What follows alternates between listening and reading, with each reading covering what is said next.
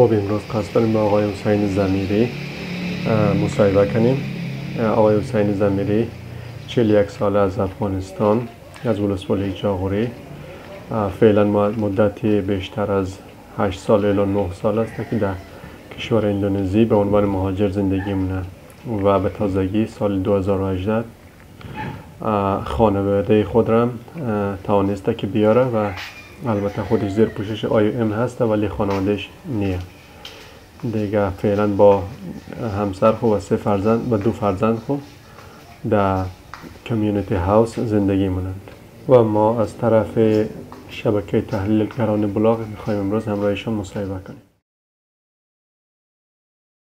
خب آقای ضمیری خود برای ما و بیننده های ما معرفی مونی؟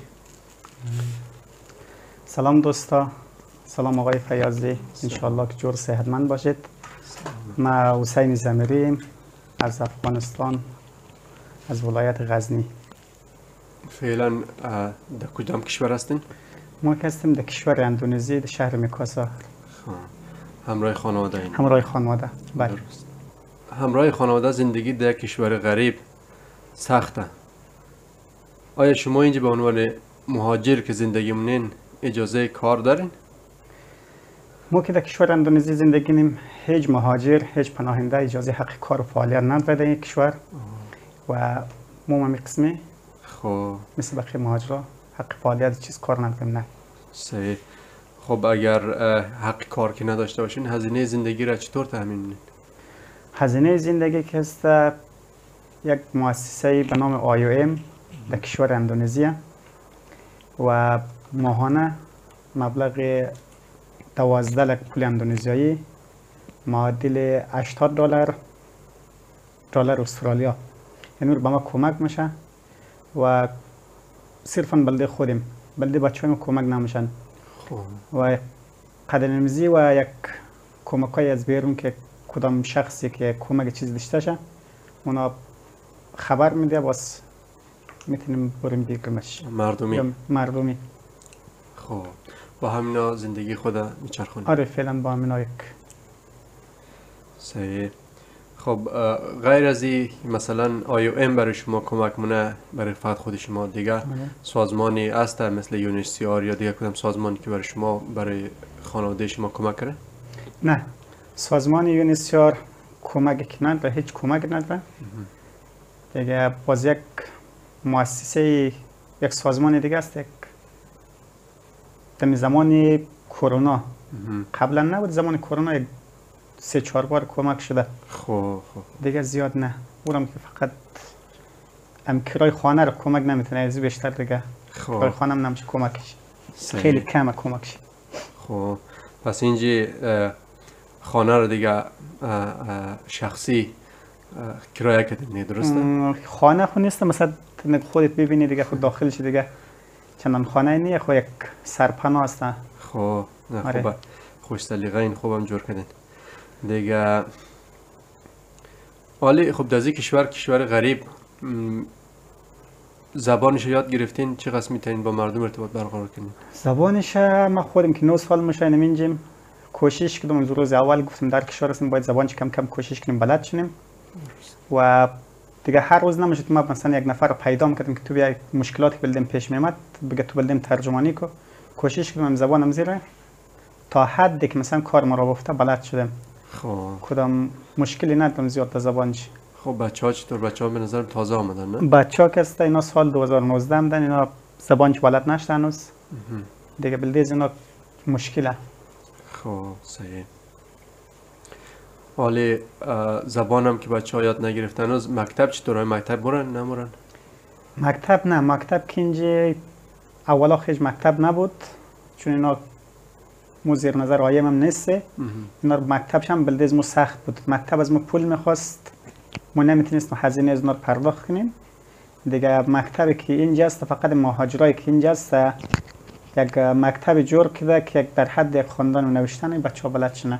خب دیگه مکتب خاصی نیست. خب پس اجازه درس خواندن از طرف دولتی نیه؟ نه اجازه اونم حتی از دست میخوای کوشش کردن که مکتب رو خراب شنن، مکتبی نبود دیگه. خب پس منطور که ما شنیدیم مهاجرات در اندونزی اجازه کار، اجازه سفر و اجازه درس خواندن اینا رو نداره. این درسته؟ آره، مهاجرایی که در اندونزی حتی اجازه بیرون رفتن مثلا لب پنتای اینا رو ندارن، لب دریا اجازه نداره که فرودگاه برن. دیگه اجازه بیرون شهری که چی نیسته. و اجازه درس خواندن هم بچه ها که است سخته، چون مشکلی که برن تا زبان بلد نباشه و کشور غریب سخته تا بخوای برن بلد شدن. فعلا خود اجازه ندیده بلده از اینا مکتب برن. درست. خب کلا زبان که مثلا کم یاد دارین در اینجا زندگی، مثلا آیا سخت نیه دمزی خود ماکاسار یا دمزی شهر که با مردم ارتباط برقرار کنین یا مثلا مورین برای خرید یا چیزی؟ آسان سخته چه رقمه؟ مشکلات های خود داره، بس در یک کشور وقتی که زبان بلد نباشه دیگه بلده خرید میخوای بوری خیلی سخته، کسی که زبان بلد نباشه.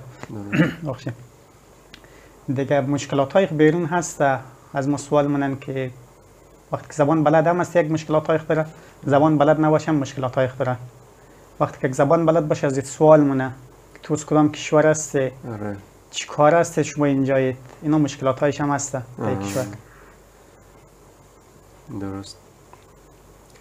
خب اگر اجازه کار نباشه، اجازه درس خواندن که نباشه، دیگه وقت خود چطور پر می‌کنین؟ یعنی چی کار انجام میدین در طی روز؟ در طی روز ما زیادتر خود میکستم از اول صبح که بلند میشیم دیگه کوشش نم به قضیه بچه‌ها حساب مدرسه و اینا رو کوشش نم کار کنم که درسایش و یک چیزی که خود مثلا زبان اندونزیایی بلد نیم کوشش نم بلده زنام کم کم نشان بدیم که مشکلاتش کم حل شنه. و زبان مکتب اندونزیایی که نیسته و مکتب فارسی که است امور قرضنا کوشش نم که کم کم اونا رو بلد شنه. خب آره، یک زبان انگلیسی یک چیزی بلد شنن کم کم. درست. خب پروسس سازمان ملل برای که شما در کشور سوم انتقال بده چطوره؟ رضایت بخش، ضعیف، قویه، چه رقمه؟ در سال 2014 و 2015 خوب بود، پروسس سازمان خوب بود.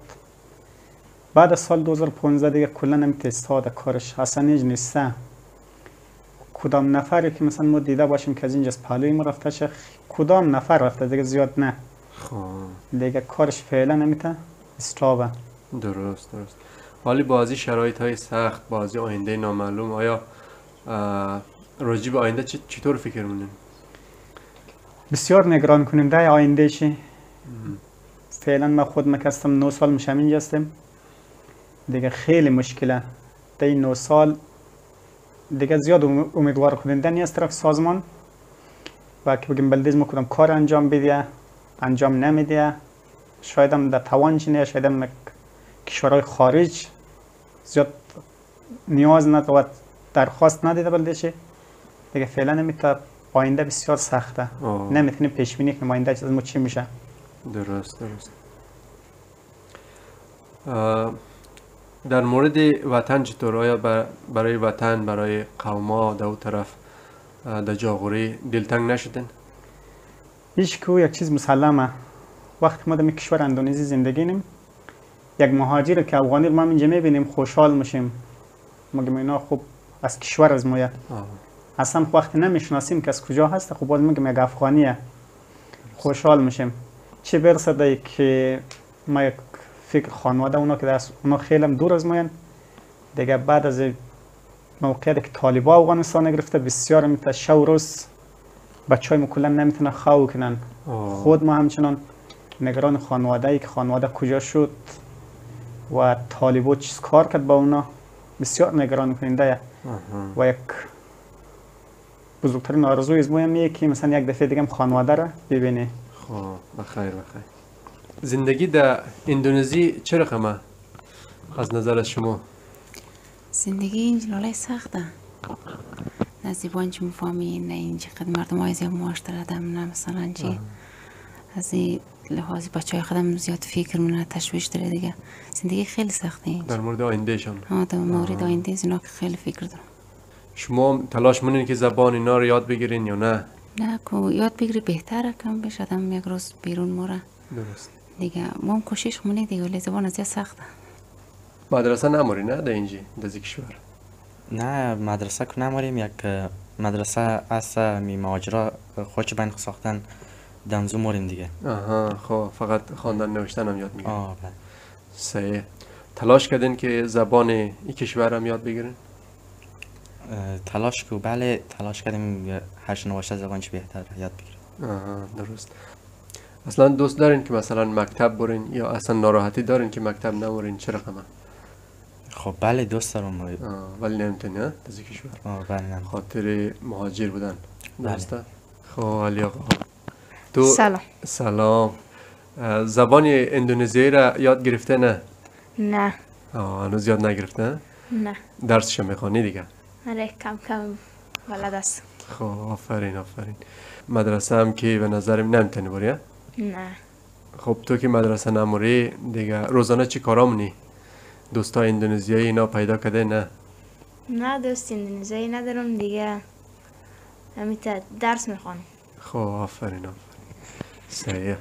خب آقای زمیری امی اگه گفتنی داری بگی برای بیننده های ما. تشکر از اینکه زحمت کشیدن تا اینجا آمدن. دیگه ما واقعیتش از کشورهای مهاجر پذیر تقاضانیم و از دوستایی که در خارج از اندونزی است تقاضانیم که صدای از مردمی که در اندونزی زندگی نه، صدای از مهاجر که در اندونزی زندگی نه، کوشش کنن اینا رو در گوش دولت مردای خارج برسونه و یک کمک بتونن بلده مهاجرایی که در اندونزی زندگی نه تا اینا از این مشکلات ها و بدبختی خلاص شونه. اینا هر کدامش خانواده دارن، 8 سال 10 سال خانواده ندیدن. اینا بسیار در مشکلات های زیاد زندگی نه اینجا.